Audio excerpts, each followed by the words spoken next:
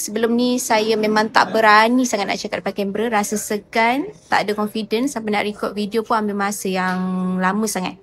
So pengalaman hari ni, Alhamdulillah hari ni saya dapat banyak sangat ilmu, bukan sekadar belajar bercakap depan kamera, tapi saya juga belajar pasal shooting, editing, funnel, content dan susun konten dengan lebih teratur. Benda baru saya tak pernah tahu pun sebelum ni. Hai, Assalamualaikum. Saya Ernie daripada Melawati dan saya seorang usahawan dalam bidang kecantikan dan rambut. Dan sekarang saya sedang menjalankan bisnes Head Spa and Hair Salon. Diberi nama sebagai Mimpi Head Spa. Macam mana saya kenal Kayo?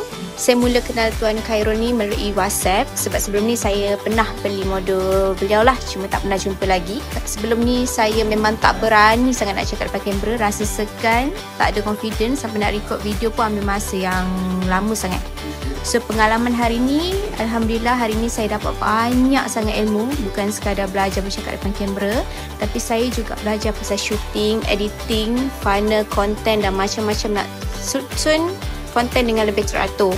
Benda baru saya tak pernah tahu pun sebelum ni. Jadi saya memang sangat recommend kelas ni sebab cara penyampaian Tuan Khairul sangat jelas, mudah faham, straight to the point. Ilmu yang dia share pun praktikal. Kita boleh terus apply dalam bisnes. Dan kalau anda usahawan yang nak bina keyakinan depan kamera, nak belajar konten betul-betul boleh tarik audience, memang patut sangat join kelas ni. InsyaAllah memang sangat berbaloi.